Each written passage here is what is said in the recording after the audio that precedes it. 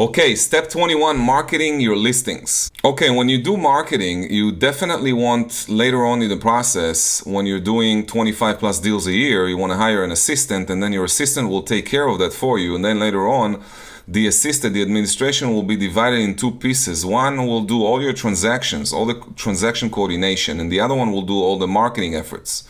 So when you have someone on your team working and helping you do that, you basically want to hire a marketing expert to do all that stuff for you. But if you can't do that and you got to do it yourself, you need to understand something. You have to automate the process of marketing your listings, and I'm going to show you exactly how to do that. You want to automate your marketing by using systems and tools. All right, top producers hires others to do the marketing for them and consistently study and measure their marketing results. You want to definitely measure the results you're getting from your marketing efforts.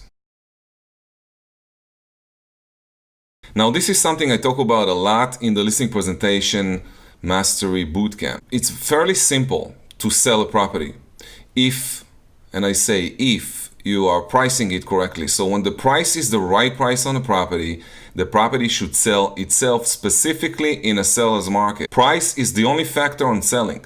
You can do staging and you can do backflips, and the property is not going to sell itself when it's overpriced. So you really need to understand pricing. And when you do that, you put the property on the market very quickly.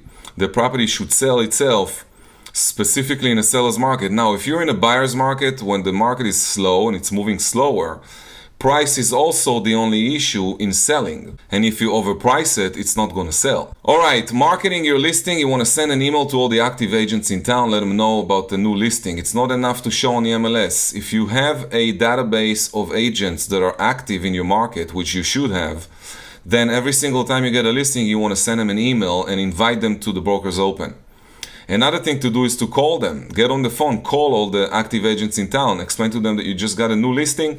If they have any buyers, they're more than welcome to bring them over. After that, obviously, you want to conduct a Brokers Open, you want to do a public open, you want to do a private invitation open house, all the stuff we spoke about before. And then obviously send out just listed postcards around your listing. It's better to do that in addition to door knocking, going out there with a just listed postcard and talking face to face with the neighbors, which will allow you to get a lot more listings, by the way. And then, of course, you're putting it into the MLS system.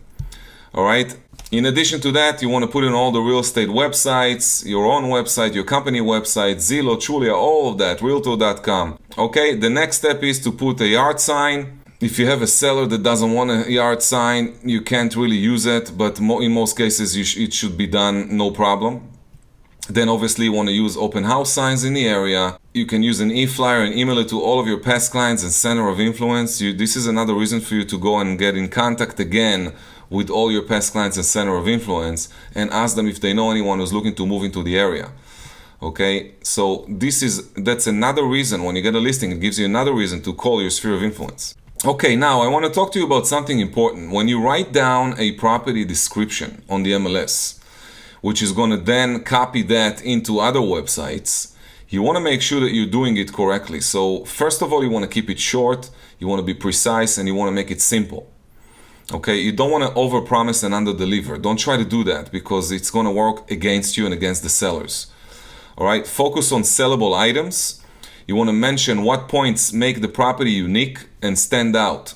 And remember, too much is too little and vice versa. You want to be just right with the amount of information that you're putting out there. Another thing is it's important for you not to sound desperate. So don't use words like motivated sellers and all that stuff. Now, in addition to describing the property itself, you can also describe the area, the block, what's around and stuff like that, in a short and precise way. Okay, next, when you write down the showing instructions for the other agents on the MLS, you want to also keep it short, precise, and simple. You want to mention what points make the listing stand out. Okay, you want to give direct guidance how to show the property. Provide them with an easy way to contact you if they need to, and then texting. Like, for example, texting is one of the easiest ways. On the MLS showing instructions on many of my listings, I just wrote down text us, and then I put my assistant's phone number on it, and she was taking care of all of it through texting. In the showing instructions, you might want to also focus on benefiting the other agents and the other brokers. For example, you want to offer incentives if they sell the property quickly. You want to build relationships with agents. You want to treat agents nicely and respectfully. You want these agents to work for you. Listen, when you become a listing machine and you're putting in a bunch of listings in the MLS, every single agent in your town, all the agents in your town are going to be working for you. So you want to treat them nicely, you want to give them some incentives to sell the property. You want to make the transactions easier for them. So you want to use easy showing instructions. Don't be difficult. After showings, obviously you want to call them. You want to follow up and find out what happened in the showing. And make it easy. And you want to make it easy for agents and brokers to write offers, to represent offers, to work with you. So you want to upload all the MLS, all the necessary forms and docs into the MLS so they're available for them when they need them. All right, and then obviously be honest, have integrity, and be on time when you make appointments. Advertising your listings to the public. The headline is one of the most important things in advertising. You want to highlight the key points in the listing. You want to call it by its name. Don't overpromise.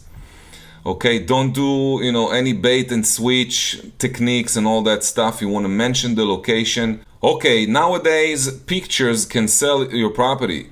So if you use good pictures, a good picture is worth 1,000 words, so you don't really need to write down a bunch of stuff. If you're putting in the right pictures, in the words you're using to describe it, you want to be precise, you want to under-promise and over-deliver. You want to bullet point all the features instead of telling a story. Just bullet point all the features and highlight the key points. For example, now again, you need to use the right pictures. Here's an example of a description. Located in the best section of whatever the town is, walking distance from XYZ school and shopping center.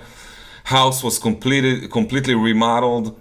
When you write a description to the public, it's really important for you to appeal to the majority of home buyers. You want to make the phone ring.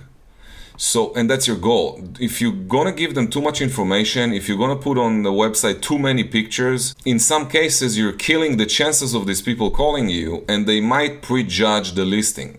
So you want to choose the best pictures. Don't put too many, but put the best ones representing your property. If you give too much information, the buyer will not need to call you for questions and may wrongly judge it. So leave room for imagination.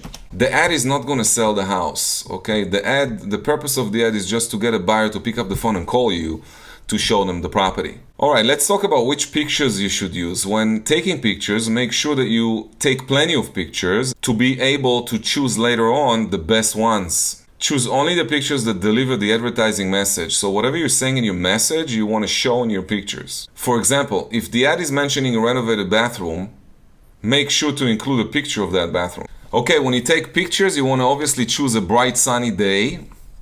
You want to make sure that the house is organized. You want to choose the brightest, clearest pictures. And if the property is over a certain price range in your market, I don't know exactly which market you're in, but you probably need to hire a professional photographer to come out and take some pictures. Especially when you are listing high-end properties. Any property above $500,000 for sure need to be. Okay, things you need to avoid. Avoid taking pictures that show clutter, like here, what you see here in the picture. Avoid dark pictures. Avoid pictures that make the house look small. Don't show old features, and avoid misleading pictures. Remember, if the house you're listing is in poor condition, you want to focus on marketing it as a fixer-upper. There are plenty of investors out there that want to buy and flip properties. So you want to write the ad to attract this kind of a buyer. In addition to that, you want to take fewer pictures, maybe one or two, all right, and focus on the potential of what it could be. For example, if the house you're listing looks like that one here, don't try to make it look like this in the description. But when you list this house, focus on this potential. So you can list this house, use that picture, and then use a picture that shows the potential. Here is what you could do with the house. All right, and that's going to attract the right investors to come in and purchase the property. All right, last but not least, you want to sell it for what it is. So when the price is right, the house will sell itself, no matter what the market is. So you don't want to try to sell it for what it's not. If the house is a rundown condition, but it's priced right, investors will jump on it. So always market the home to its ideal buyer. That's it for step 21. I'll see you again at step 22.